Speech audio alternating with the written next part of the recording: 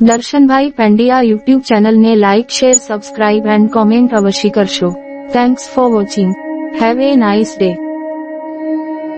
આજના દિવસે જેમનો પણ બર્થડે હોય તેમને દર્શનભાઈ પંડ્યા યુટ્યુબ ચેનલ તરફથી ખૂબ ખૂબ શુભકામનાઓ.